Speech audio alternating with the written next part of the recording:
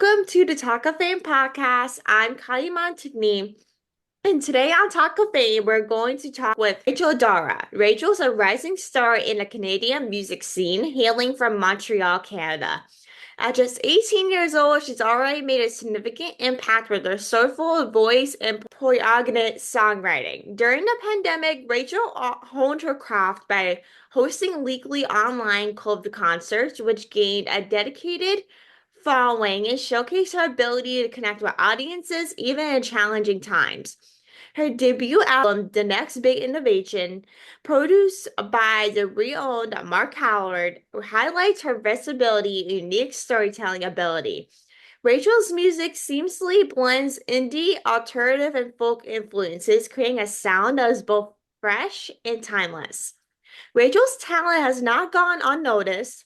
She recently won the International Female Rising Star and International Female Music Video of the Year awards at the International Singer-Songwriter Association Music Awards.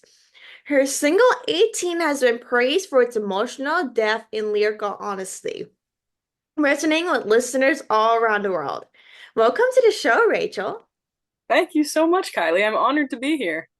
So, what originally inspired you to pursue music, especially in Montreal, Canada? That's starting to become a big music scene. Oh yeah, Montreal has a massive music scene that I don't think people know about. I know that when people think of the Canadian music scene, we think Toronto, we think Nova Scotia, New Brunswick, depending on the genre that we're playing. But Montreal is just everything in one. And you've got people like me who make folk music. We have a huge punk scene. We have a huge rap scene. We have everything all in one. And I feel like there's a lot of soul in my city. So, um, as tough guy as this may seem, I I discovered music through Alvin and the Chipmunks when I was a little Oh kid. my God, actually? Oh yeah, that's how I learned about writing songs, and I was very very inspired from watching them. So I knew about art. I knew about music. I was introduced to Jackie Evancho, who was that child prodigy opera singer who won America's Got Talent when I was very, very young. And there was a period of time I could not sleep without her music. So that was my mom and my grandmother's doing. And then as I got a bit older, my dad started singing me actually a folk storytelling legend, Krista Berg. He started singing me the Spanish train track every night before I went to sleep. And I found it very interesting that he was singing, but he was telling a story. It wasn't just a pop song, it wasn't just an opera song that I was used to that I couldn't necessarily understand. And though the song terrified me, it kind of inspired me in a way. And those two elements meshed with Alvin and the Chipmunks in a little 6 year old's mind was very, very mind blowing because I figured out that I could make things by myself. And I learned to read when I was 3 years old. I learned to write in kindergarten, like most kids do. So I was already on track for writing, and I had a relatively solid understanding of what the structure of a song is like. So when I was 6.5 years old, I wrote my first song. I don't really consider it a song, but it was the first time I experimented with songwriting. And then when I was 9, I actually wrote a song, and ever since then, I just never stopped. Oh my God. Like the way you got inspiration from Alvin the Chipmunks is literally hilarious. Oh yeah. The fact that I watch Alvin and Chipmunks like every single day is like it's honestly a good movie, but to get inspiration from it is literally a different story. Oh yeah. It's a great movie, but I don't think people realize how many elements of pop culture are embedded into that movie. So when you have kids who like have empty brains and they're very interested in chipmunks and pop stars, especially in 2012 when Katy Perry and Lady Gaga were humongous. Still love Hmm. them both. Um, I was like, oh wow, I want to do what these chipmunks are doing, so I'm Hmm. going to do it. And plus, I'm playing in front of like big ass crowds. Like that's literally every single songwriter's dream. Oh yeah, 100%. Like, Me do and you have a favorite Alvin and Chipmunks movie? I think my favorite one was the Squeakquel. I think that's the one that got me into really writing. Oh my gosh, that is a good one. Like, I think I like the first one better, but I Yeah. do love both of them though. They're both really good, but the first They- one will always have my heart though. Oh, 100%. They are such whoever wrote the movie, I don't know, but brilliant. Just brilliant ideas. Like, whoever wrote the movie, I don't know who it is, must be Harvard smart for that writing that movie because it's literally like our childhood. Like, that's like the best movie of our childhood. 100%. So, during the pandemic, you hosted weekly COVID concerts. Like, what motivated you to connect with your audience this way? I did. Well, I was bored, like anyone else was, and I wanted to make music. So I was making music, but I wanted people to hear my music. I was just starting out in the industry because I'm a small artist, but I couldn't perform. I couldn't perform. There was nowhere to do it, so might as well make do, play online. And my dad came up with the idea of doing weekly live streams, and I said, okay, that's a great idea. Let's call it COVID concerts. And I started doing it every weekend, every Saturday, and eventually people started watching, like on Facebook. I had a following of people who would watch.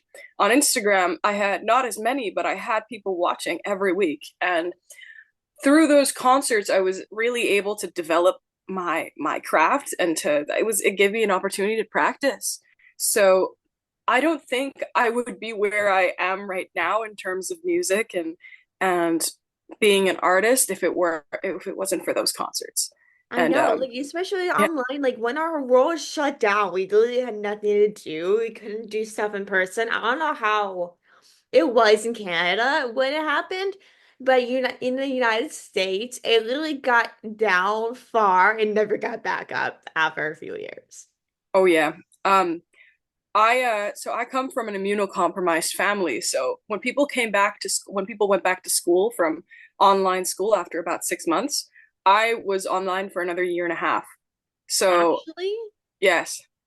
So I that's spent my crazy. whole seventh grade, eighth grade in my room.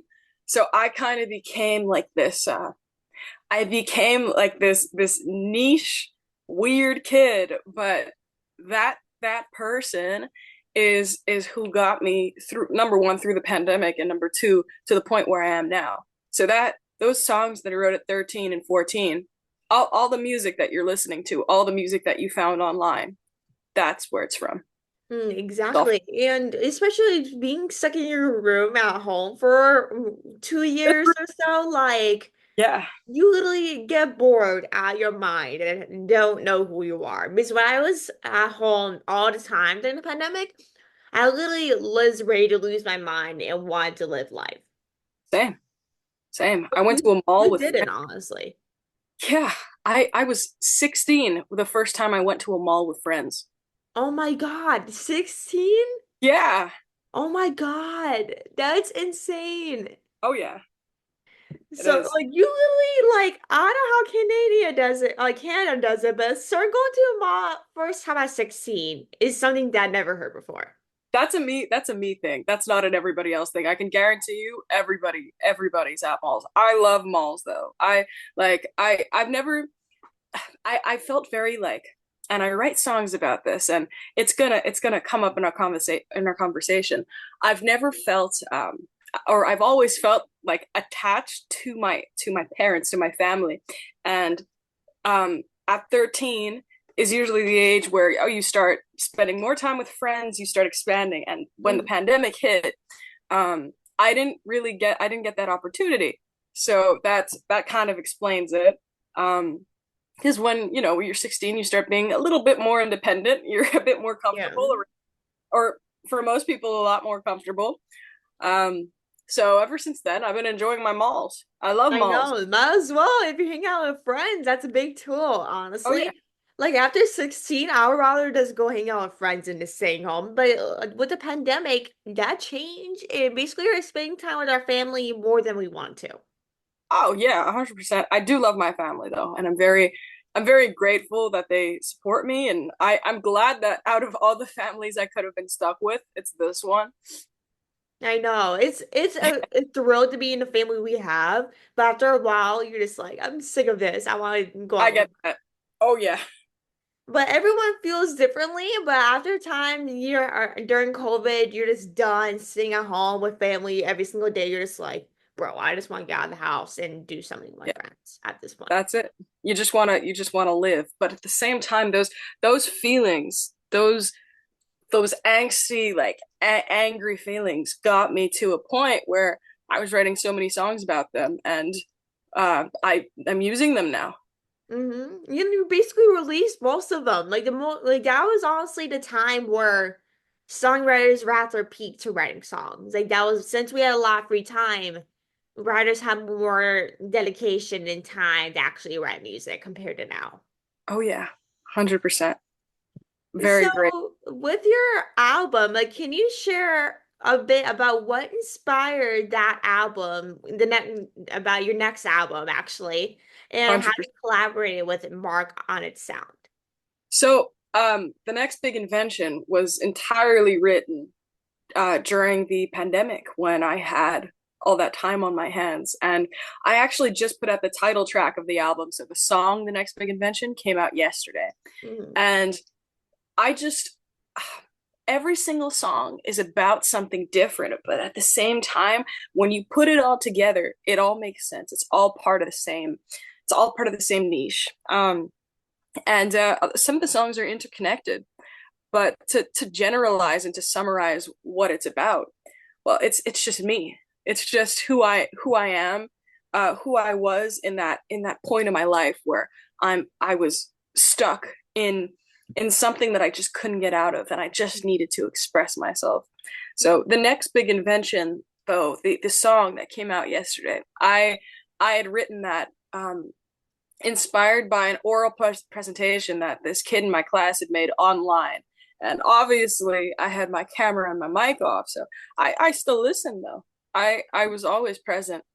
And there's this girl who ended her speech with, "You never know what could end up being the next big invention." And I don't know what clicked in my head there, but I realized I suck at math and sciences, but I'm a songwriter. I make music. I create art. People listen to my art. People feel inspired based off of my art. So what if I write the next big invention? What if I make the next big invention? So I kind of compiled this song, these concepts of number one, coming out of a dark place and spreading light.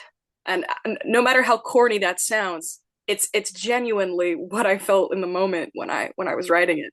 Number two, just trying to envisioning a future where I can create freely for the rest of my life and inspire people and just grow off of the past and the future. I love it. Like, did you write this song during the pandemic? Yes, I did. Oh, one of the few that actually were written during the pandemic. Oh my gosh, that you released. Like, did you write the whole album during the pandemic too, or was it kind of like widespread? This entire album was written and recorded during the pandemic. And in 2021, after I'd written all these songs, I was connected to Mark Howard through a booking agent. Now, Mark, um, I know not many people are familiar with producers, and that's okay. Um, but that's kind of what Mark wanted. He likes to lay on the low side, but he's very accomplished. He's worked with Joni Mitchell. He's worked with U2. He's worked with Bob Dylan, who he won a Grammy for, Hmm. and his a booking agent that he was connected to in New Brunswick. Which, for context, Canada is really really big geographically. I live in Montreal. New Brunswick and Nova Scotia. New Brunswick is like 15 hours away. Nova Scotia is 18 hours away by car. Um, so, long story short, a wonderful booking agent called us up, connected us with Mark, and my dad and I ended up making an 18-hour long drive trip to Nova Scotia to record this album in Mark's cabin, this lifestyle album. So it's an imperfect album because it was recorded live. Um, and even though it was recorded in 2021, all of this music is relevant. That's why I'm putting it out now. Um, Especially nowadays, once the pandemic is over, now people can actually relate to what they lived during yeah, that time. and not all of it is. There's one song specifically that's really about the pandemic. That's Young and Alone. That's ironically my most streamed song on Spotify. Um, but my other music, it's interconnected, like it's interconnected to everything that's going on. Some songs I wrote back then on that album, honestly, I feel like I relate to more now. Like the song 18, I wrote it about being terrified of turning 18. I turned 18 2 weeks ago. Oh my Um, gosh, happy early birthday. My birthday was literally at the end of September. was it really? We're like the same age. That's crazy. Yeah, we are. So you just turned 18, you did? I just turned 18 and you also Literally same. I think then I'm probably like when's your birthday? October 13th. Oh, then I'm probably like 2 or 3 weeks older than you. Mine's September 25th. Oh no way. We're both Libras. I know, so I'm like Yeah, probably like 2 weeks like ahead of you. that's crazy. So you're a senior in high school. Are you? I graduated high school in June, but here it works differently. We graduate in grade 11 and then we go to a college called CJEP. CJEP is like pre-university college and there's a whole bunch of CJEPs in Montreal. Oh, I So did not know that. I thought it was like Canada was grade 12 too. in Ontario and most provinces, yes, but in Quebec, where I am, it's very different. We've got high school from grade 7 to grade 11. You're a senior in high school in grade 11. You're a junior in grade 11, in grade 7, grade 8, and grade 9, I think. And you graduate in grade 11. You go to CJEP if you're planning to pursue your education, and then you go to university. That's crazy. I did not know that because you're a senior in grade 12. It's like it goes from like our high school system is 9 through 12, so freshman is Sophomore, 9, sophomores 10, juniors 11, seniors 12 for I think. US system. But that's crazy because I did not know that's how Canada's system works, especially where you are. Oh yeah, it's cool. Honestly, I kind of like it better this way because going to a university halfway across the country um is kind of like crazy to just in my head. I can't imagine doing it. Because it's kind of like a system. I like that in CJEP you kind of, it feels like college, but then you go home and you're with your family and you feel like you have more of a sense of freedom than you do in high school, but you go home and things kind of make sense. Even in university, most people in Montreal uh, don't study abroad. There's two main English universities. There's many French universities, but there's McGill University and Concordia, and most English students either go to one or the other. So it's a Mm, cool system. I like it. It's cozy.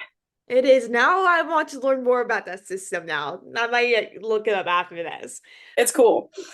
But the last question I have for you is like, what's next for you and your music? So I felt I've had a lot going on.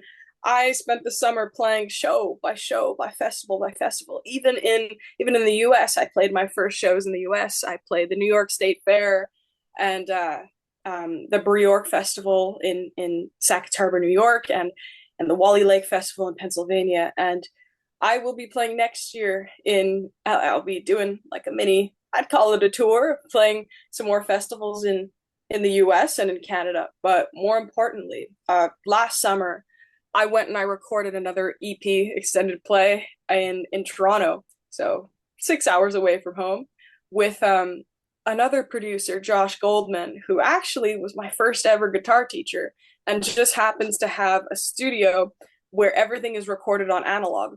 So we recorded it's kind of lifestyle. It's not, I wouldn't call it lifestyle. It's a completely digitally recorded, not digitally, analogically, that's not a word, recorded EP. So there's 3 songs on it. And we had a drummer, Daniel McLean, drumming on it. My producer, Josh, was on the bass. I was on guitar and vocals. And that should be coming out shortly. So I'm That's very, very excited for the world to hear it. It's more of because I'm always growing as a person, as a songwriter, and these songs are more recent. mm. So they're also more instrumental. It's not just me and my guitar this time. So I'm very much looking forward to putting it out into the world and for the world to hear it. Absolutely. I can't wait to tune in. If you Thank ever come on Pennsylvania, during a tour or something, let me know. I definitely would love to come one of the shows whenever you decide to come down here. And I really appreciate you coming on and joining us today on today's episode. Thank Your music is absolutely amazing. I listened to a bunch this morning and it's really amazing, especially the 18 you. song to go back on that one.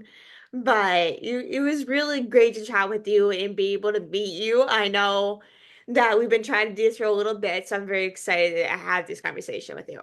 I'm very glad that we got to talk and that I got to meet you. And I wish you nothing but the best. And I really hope that your podcast reaches more ends and that more local artists and bigger artists hear about it.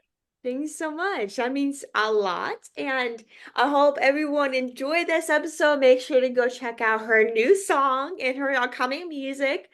And I hope everyone enjoys the rest of your day. Make sure to like, subscribe, and review. And I'll talk to you guys very soon.